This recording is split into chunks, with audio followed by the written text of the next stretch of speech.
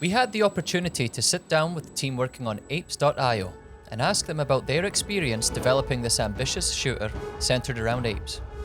If you haven't had a chance to explore apes.io yet, it's essentially a third-person shooter with battleground-style gameplay, featuring customizable wand weapons. It's available to play for free in your browser, anytime, anywhere. So without further ado, let's dive into some questions with the team.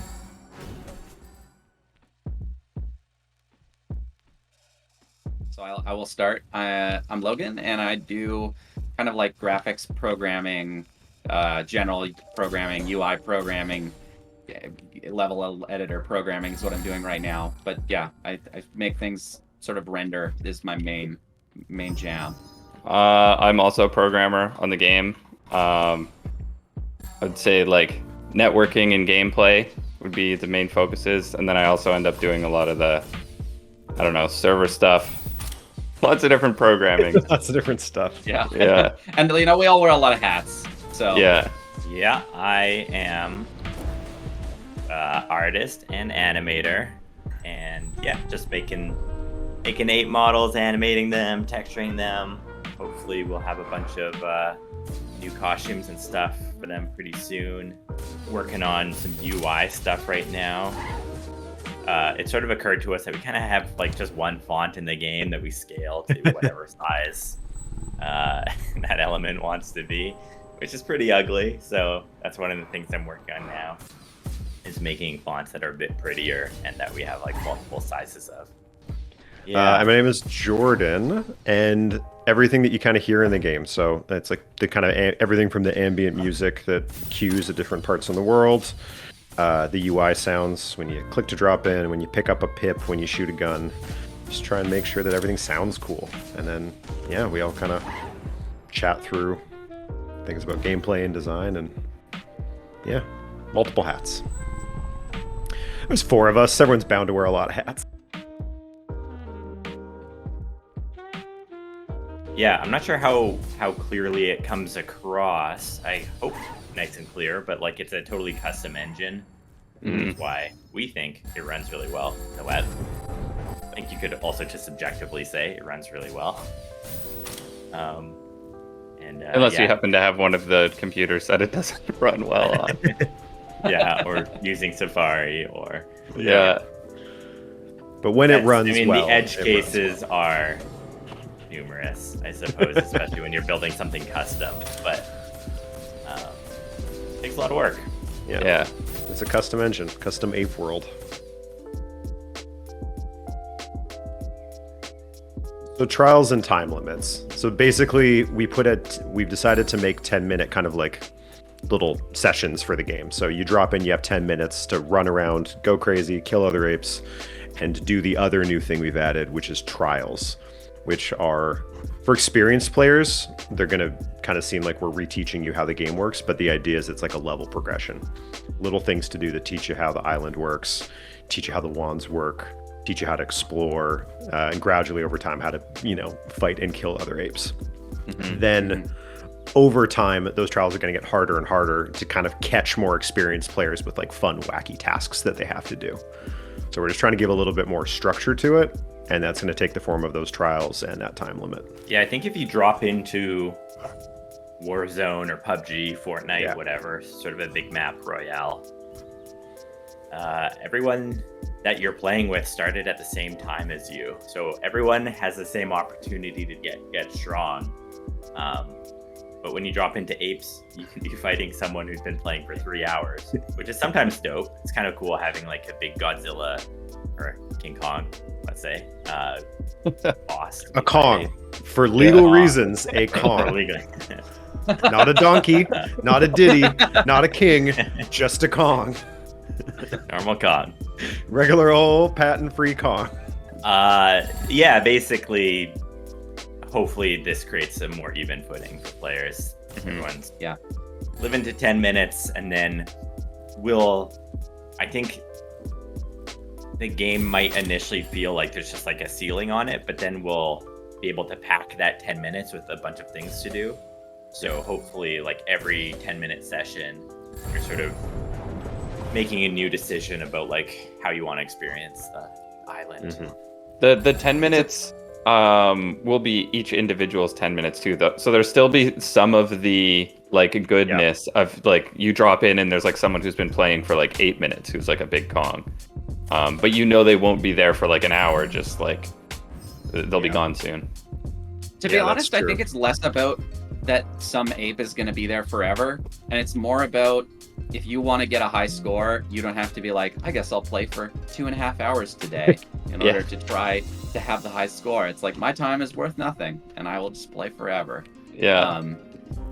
So it's, I would say while the trials are primarily going to help new players understand the game and kind of give people a way to, just get sucked into kind of a nice loop of like, learn something, do something, get better. That kind of like, it's very video gamey.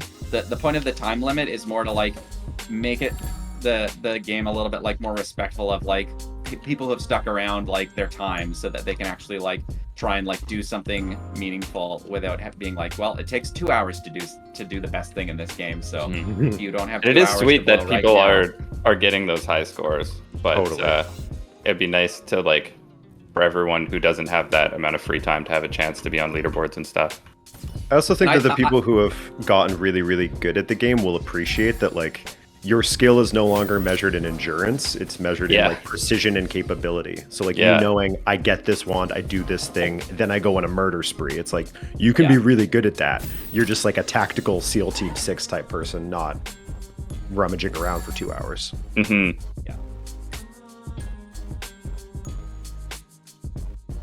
It is wild. Okay, what did we call it for a long time when we were developing it, pre it being about apes? It was a little stick man, and we didn't call him stick man, we didn't call him stick guy. Mr. Lank.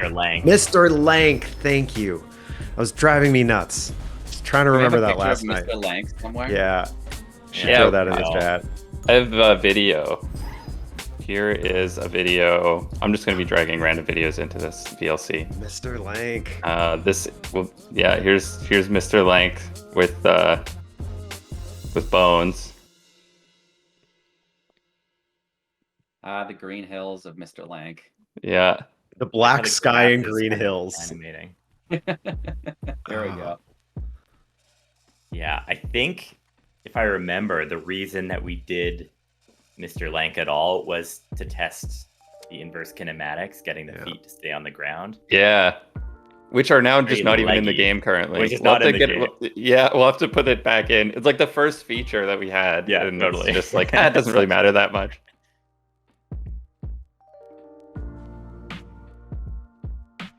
That's a good question. Probably varies by who was doing it. Getting the world to render fast has been an ongoing process. Sort of arriving on a world that you can generate and send over to a Chromebook and render at hopefully at least 30 frames a second, preferably 60, is like, there's just a lot of voxels getting rendered. And they're textured pretty complicatedly, and it's just for me it's been a lot of work just to make the renderer like look good a lot of the time. I mean, the networking code, I would say, is probably the hardest.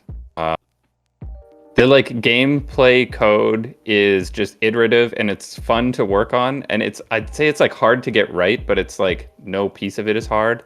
Whereas networking is just a constant hassle to like make sure that everything works.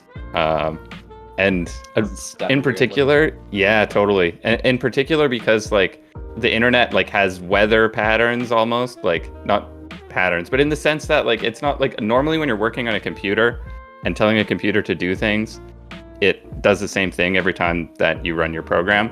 And then as soon as you're like building software that runs on the internet and like deals with like networking computers together, you have people who have like slow connections and fast connections, and then you'll get a spike of latency, and then all the networking code has to be able to handle all of these kinds of situations and make the game still feel smooth. So there's a bunch of effort that goes into like locally predicting what is going to happen when your inputs make it to the server and all that kind of stuff. So that's a whole big hassle. Hardest thing is kind of like just that it's hard for to Burns and Logan to I'm sort of like, it's weird to say this, but like, since they're building a custom engine, everything that I'm doing on my end in my tools is kind of standard, but it kind of needs to plug into the game somehow. And that's a thing that they need to build. So it's kind of difficult to work with that. And then also sometimes I'll like request something that gets made and then it ends up not being entirely the right thing. And then I like go with my hat in my hand and say, can we do something different instead? So it's like just that getting my assets, which are all kind of made in the standard way, into the game on the web just has like, it's a bit of a labyrinth and a bit of a time resources problem to figure out. That's a cool question. I've never had to do an interactive like game type project with this ratio of sound design and UX sounds to music. I feel like everything else we've worked on has been like, there's like 5 or 6 non-musical sounds, or like not that many, and a lot of really prominent music. But if we just blast people with music when they're trying to like hunt around and go look in, like they need to be paying attention to the sound, it doesn't work. So it's a lot more sounds and a lot less music. So that was a different kind of challenge, but sound design is fun. And then the other thing that I think is probably going to change when we implement the 10-minute rounds was just the structure of it. Like, what is a play session supposed to feel like when some people play for 3 minutes and some people play for 45 minutes? Having the sound like kind of tell a story was tough with that. So I think it's going to be really cool to have a discrete 10 minutes. It can start feeling a certain way, it can end feeling a certain way. Yeah, I'm excited for that. That was probably the biggest challenge, was just shifting from music to sound design. Thanks for watching. Don't forget to follow the Apes team on Twitter and in their Discord. Links will be in the description down below. If you've got some questions of your own for the Apes team, feel free to leave them in the comments. Until next time, goodbye for now.